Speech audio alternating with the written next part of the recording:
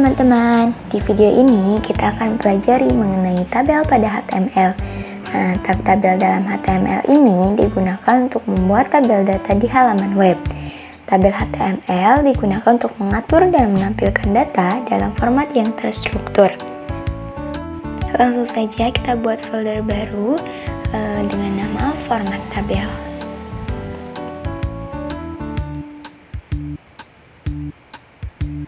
Lalu kita buka Visual Studio Code. Nah, kita klik file lalu buka folder yang tadi.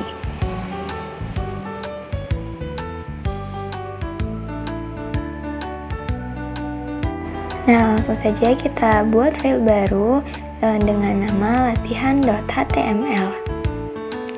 Nah, kita buat dulu sintaks HTML5. Untuk title-nya kita ganti menjadi tabel. Nah, tag tabel ini diletakkan di dalam tag body.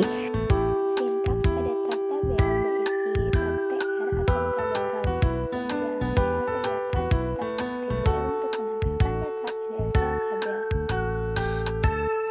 Nah, kalau untuk mendefinisikan tabel heading atau judul, kita bisa menggunakan tag th. Tetapi kali ini kita tidak menggunakan tag th dulu ya teman-teman. Nah, di sini kita sudah mempunyai sintaks tag tabel pada HTML.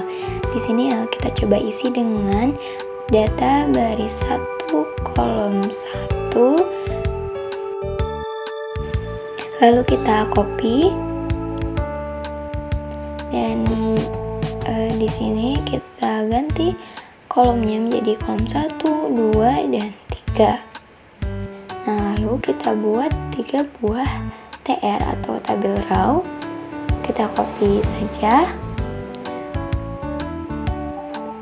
Nah, untuk tabel raw yang kedua kita ubah menjadi baris 2 semua.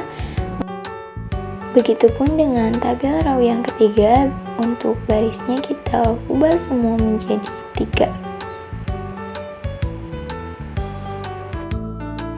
Nah, sintaks tabelnya sudah kita isi. Lalu kita buka di Chrome atau di Microsoft Edge.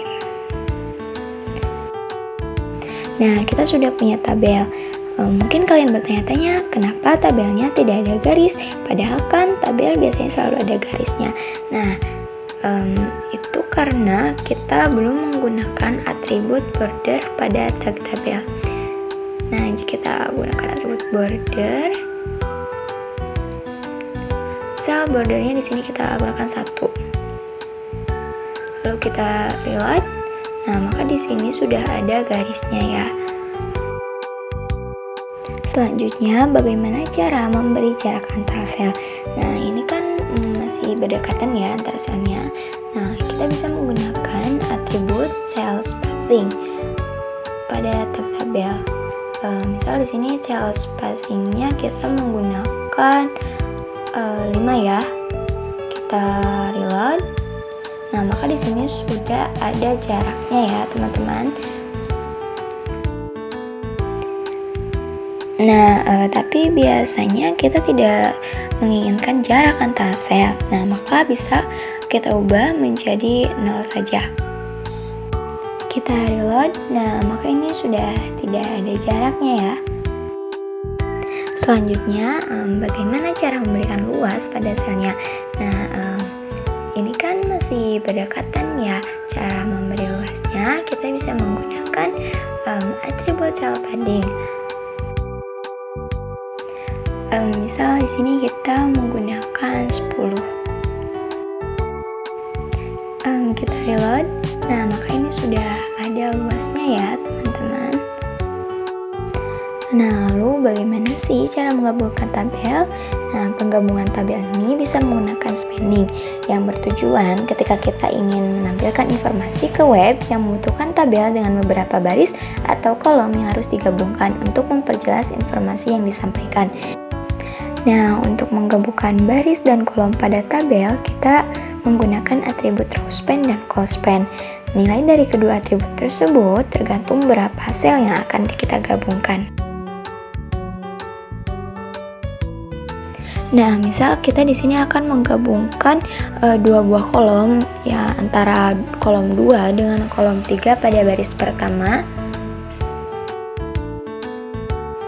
Lalu untuk baris 1 kolom ketiga kita hapus.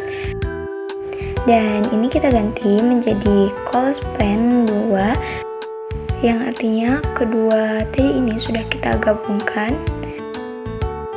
Lalu tambahkan atribut closespan dengan nilainya 2, lalu kita reload. Nah, maka ini sudah tergabung antara kolom 2 dengan kolom 3. Nah, tadi kan kita sudah menggabungkan dua buah kolom. Lalu bagaimana cara menggabungkan dua buah baris antara baris 2 dengan baris 3? Nah, ini kita bisa menggunakan atribut rowspan. Karena nilai yang akan kita gabungkan adalah 2, maka di sini rowspan-nya berisi nilainya 2. Lalu ini kita hapus menjadi rowspan 2, yang artinya kedua sel ini sudah kita gabungkan. Lalu pada data baris 3 kolom 1 kita hapus, lalu kita reload. Maka kedua baris ini, yaitu antara baris 2 dengan baris 3, sudah kita gabungkan menjadi rowspan 2.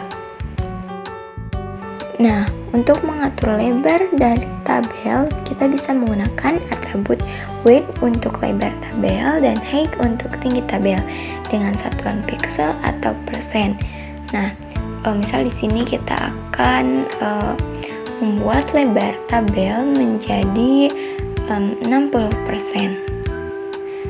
Kita tambahkan atribut width pada tag tabel. Lalu kita reload. Nah, maka lebar tabel sudah menjadi 60% dari bawaan halaman web. Dan kita bisa menambahkan warna dengan menggunakan atribut background color.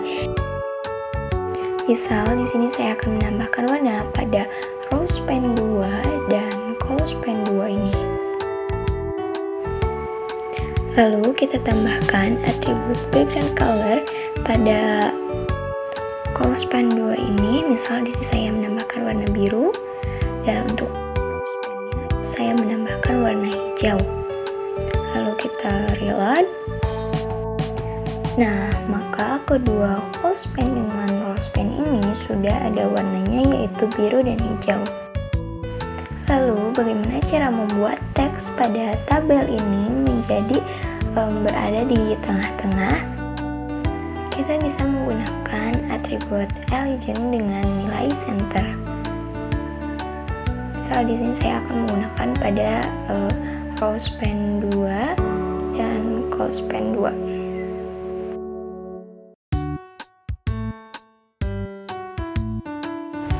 Lalu kita reload. Maka kedua teks yang kita tambahkan align dengan nilai center ini sudah berada di tengah-tengah. Nah, akhirnya kita sudah membuat tabel dengan menggunakan atribut-atributnya. Nah, sekian penjelasan dan tutorial dari kami tentang cara membuat dan memformat tabel pada HTML. Jangan lupa like, comment, share, and subscribe, lalu klik tombol loncengnya agar tidak ketinggalan video-video selanjutnya. See you guys!